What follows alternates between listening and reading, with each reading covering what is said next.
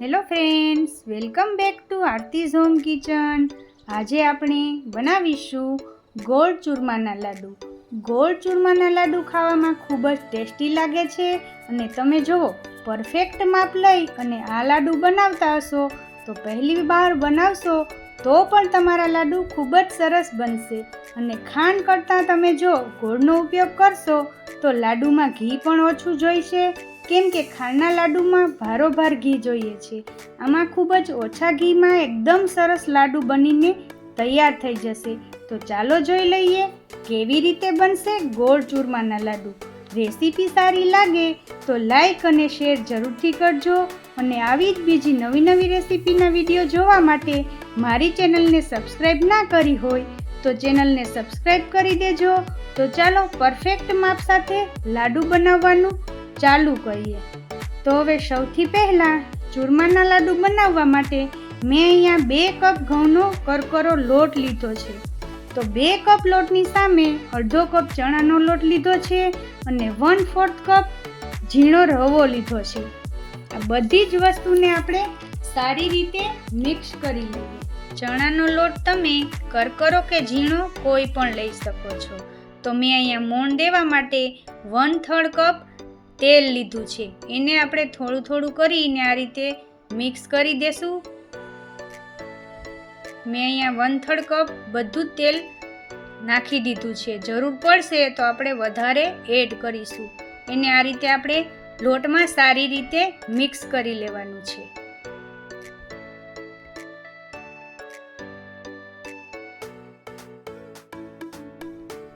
તો લોટ આપણો આ રીતે મુઠ્ઠીમાં બંધાઈ જાય એ રીતે આપણે મોણ દેવાનું છે. તો એકદમ સરસ આપણું મોણ દેવાઈ ગયું છે. તો હવે આપણે તેમાં ગરમ પાણી કરી અને આપણે તેમાં થોડું કરીને આપણે પાણી એડ કરીશું. તો આપણું ગરમ પાણી છે એટલે હું ચમચીથી આ રીતે પહેલાં મિક્સ કરી લઈશ. તો આ રીતે આપણે પહેલાં ગરમ પાણી હોય એટલે હાથ આપણા દાજી જાય એટલે આ રીતે મિક્સ કરી લેવાનું. પછી થોડું મિક્સ કર્યા બાદ આપણે હાથેથી લોટને અડી શકીએ છીએ. તો મેં બધા જ લોટને ભેગો કરી લીધો છે ને થોડો કઠણ એવો આપણે આ લોટને બાંધવાનો છે. તો તમે જોઈ શકો છો આપણો કઠણ એવો મૂઠિયા વાળવા માટે લોટ એકદમ સરસ બંધાઈ ગયો છે. તો એમાંથી આપણે મૂઠિયા બનાવી લઈએ. તો આપણે આ રીતના એકદમ સરસ દબાવીને તેના મૂઠિયા વાળવાના છે. આ રીતે હાથેથી પ્રેસ કરી અને તેને એકદમ સરસ મૂઠિયા આપણે તેના વાળી લેવાના છે.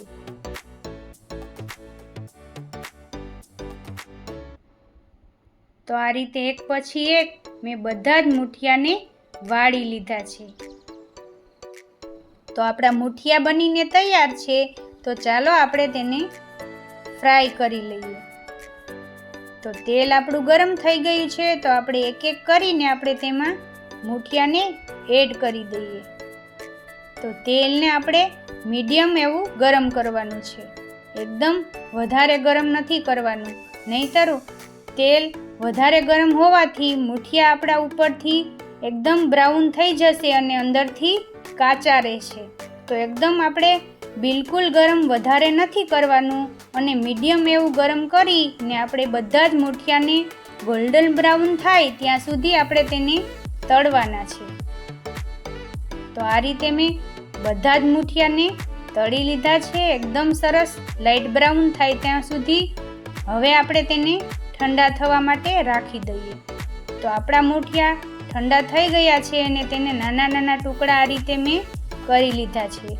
તો એક મિક્સર જારમાં લઈ અને હવે આપણે તેને ક્રશ કરી લઈએ.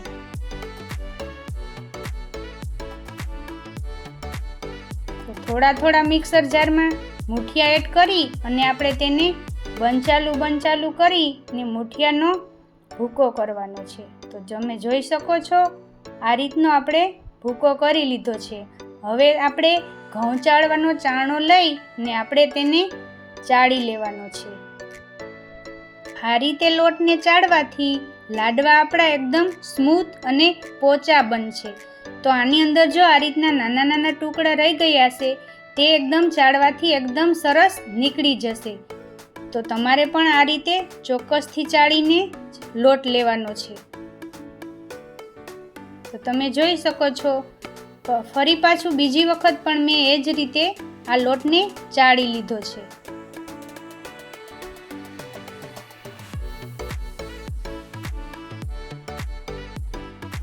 આ રીતે બધો જ લોટ મેં ચાળી લીધો છે. એકદમ સરસ સ્મૂથ એવો એકદમ સરખો લોટ આપણો બનીને તૈયાર છે. તો હવે આપણે એક પેનમાં 1 ચમચી જેટલું ઘી નાખી અને આપણે લાડવામાં નાખવા માટે ડ્રાયફ્રૂટ છે તેને આપણે શેકી લઈએ.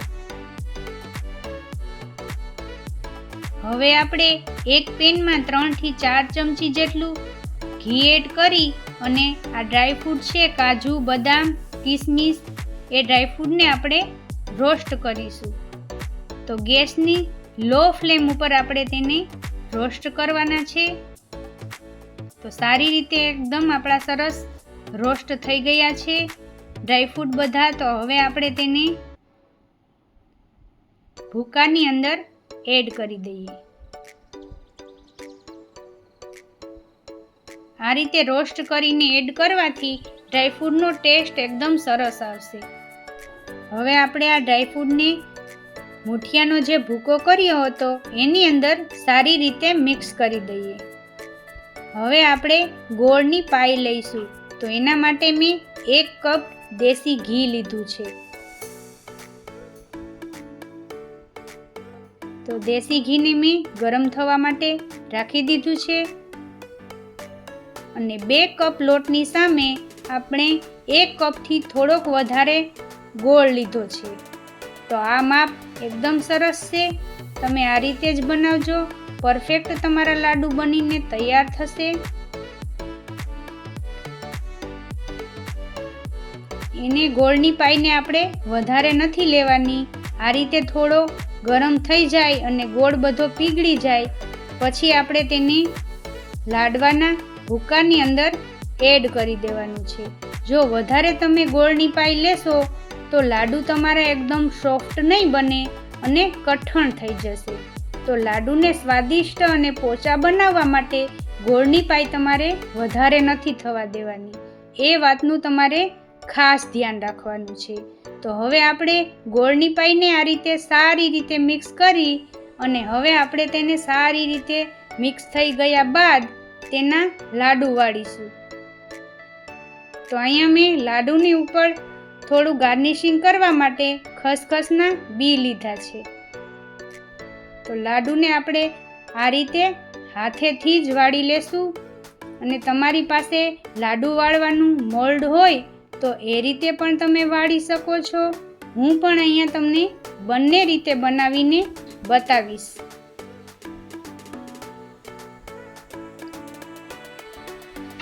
તમે જોઈ શકો છો કેટલો સરસ આપણો લાડુ બનીને તૈયાર છે. તો આ રીતે આપણે એક પછી એક બધા જ લાડુને વાળી લેવાના છે. હવે આપણે તેમાં ખસખસના બી આ રીતે હાથમાં થોડા લઈ અને ઉપર આપણે તેને ગાર્નિશિંગ કરીશું. તો આપણે તેને એક પ્લેટમાં એક પછી એક બધા જ લાડુને બનાવી લીધા છે. હવે હું તમને લાડુ બનાવવાના મોલ્ડમાં બનાવીને બતાવું છું. તો આ રીતનું બજારમાં મોલ્ડ મળે છે લાડુની ડિઝાઇન આપવા માટેનું, એમાં પણ તમે બનાવી શકો છો. જે રીતે તમને પસંદ હોય તે રીતે તમે બનાવી શકો છો. આ લાડુના મોલ્ડમાં પણ તમારે લાડુને સરસ ડિઝાઇન આવી જશે. તો હવે આપણે તેને એક પ્લેટમાં લઈ લઈએ.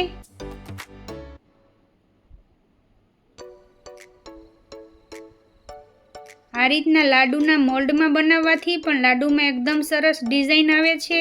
તમને જે રીતે પસંદ હોય તે રીતે તમે બનાવી શકો છો. મેં બંને રીતે તમને લાડુ બનાવીને બતાવ્યા છે. અહીંયા આપણા આ લાડુ ખાવા માટે બિલકુલ તૈયાર છે. અહીંયા મેં લાડુને એક સર્વિંગ પ્લેટમાં લઈ લીધા છે.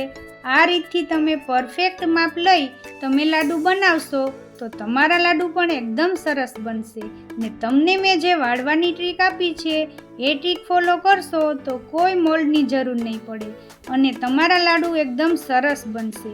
તો તમે એકવાર આ રીતથી લાડુ જરૂર બનાવજો અને તમારા લાડુ કેવા બને છે એ મને કમેન્ટ બોક્સમાં જરૂરથી જણાવજો. આજની રેસીપી તમને પસંદ આવી હોય તો મારી ચેનલને સબસ્ક્રાઈબ કરો અને બાજુમાં રહેલા બેલ આઇકનને જરૂરથી પ્રેસ કરજો, જેથી કરીને આવનારા બધા જ નવા વિડીયોની નોટિફિકેશન તમને મળતી રહે. આજની રેસીપી તમને સારી લાગી હોય તો એક લાઈક જરૂરથી કરજો અને તમારા ફ્રેન્ડ્સ અને ફેમિલી મેમ્બર્સ સાથે શેર કરજો. આવી જ એક અવનવી રેસીપીના વિડીયો સાથે ફરી મળીશું. ત્યાં સુધી તમને બધાને મારા જય માતાજી અને જય Shri Krishna. Thank you for watching.